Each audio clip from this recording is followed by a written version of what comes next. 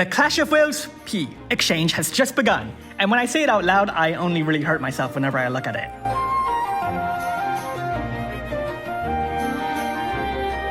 So first off, if you want to get more of these P drops, you have to prove your worth facing off against whatever monstrosity they come up with in this season's Clash of Wills. I don't really know how many drops you might have at the moment, but I can certainly try to help you figure out what to get from the shop. We've got several options, 6 units, 2 Materias, a partially updated set of items, and Riku isn't here, so that's always a plus. Now the best way to organize these is by utility and availability. You want to ask yourself, are these choices really any good? And is it not possible to get these things later? When it comes to the units, you can try to get them off banner, which has the tremendous possibility of actually happening with a less than 0.1% chance, but it's also possible that they might show up in a future Obnoxious Drop banner. In fact, this very shop actually contains several units that were once available in earlier Obnoxious Drop exchanges. Not that I have any proof of when or which units are featured, so turn to the internet for that, I guess. The Materias, however, aren't as common. Despite their high rarities, these aren't Super Trustmaster rewards. Instead, these are new Materias the developers created and alliteratively named. There hasn't been any history of them appearing again because they are new, so there don't seem to be any possible alternatives to get these Materia again in the future. The other items are much more readily available through other means, so obviously you only really consider these if you have any extra drops to spend. Personally, in terms of my current values, I'd order them like this, but you also have to remember I'm free to play with a lot of extra Materias in the first place because I've been playing the game, so your values will likely differ. There are new items here that are worth talking about though. The Mystery Crystal can be used for Emperor Gigantor or 7-star Vision Card capabilities, but you're honestly just as likely to hoard them and never use them because you're indecisive. The Faceted Orbs are used to craft high-end Clash of Wills equipment, but these are also easily attainable by exchanging 5 Ascension Pearls or 1 Transcension Pearl, so it's not as if it's heavily gated like the other items. Now let's talk about the other stuff on this list. I'll go through each unit or Materia one at a time and organize their hierarchy later. When it comes to the units, I'll be keeping the Brave Shift or Super Limit Burst in mind, given that the Daily Fragment Dungeon should apparently be a permanent thing sometime in August.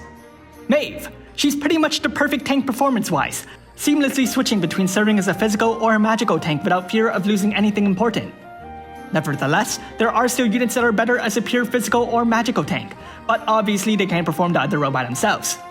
She's also got other useful support, so there are a few flaws to her kit. Frisia, a strong wind supporter, while with Chizuru's addition there are now 4 wind supporters vying for the top row. While Bulwark and Chizuru surpass her when it comes to stat buffs, she's the only one of the 4 with strong limit burst damage support.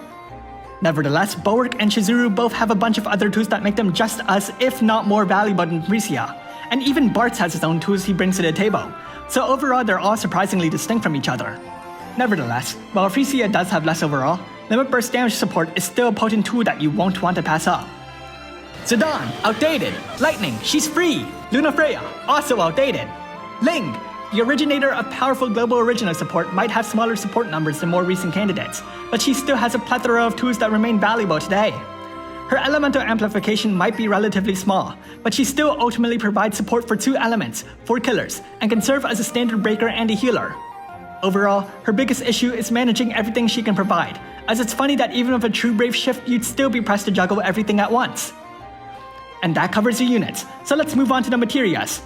These are significantly cheaper than the units, and they're also far more rare. There's only 2 though, and they are vastly different from each other, so I really think their importance would depend on your current inventory. Seaweed Slayer, a 70% offensive stat buff and a 50% double killer against both sea and weed. 50% isn't a tremendous number, and we've never fought seaweed before.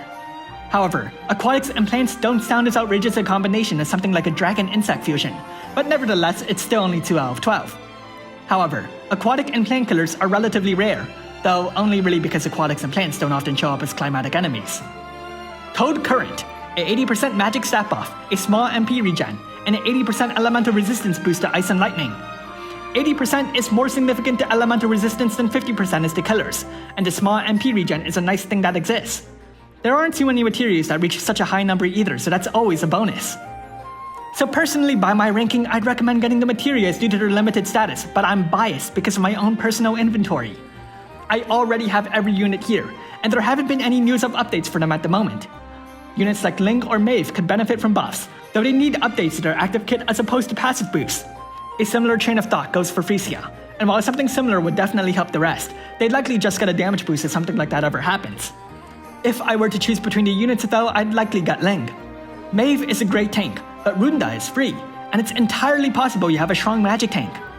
Frisia may have strong wind support, but her other abilities aren't exactly uncommon, and the rest don't have much to showcase to stand out from the others. Thanks for watching, and if you liked this video, leave a like and subscribe. Comment below who or what you plan to get with your Obnoxious Drops.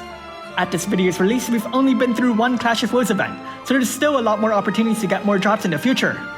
On that note, what do you think the next drop will be? Because I really hope I don't make a poop joke.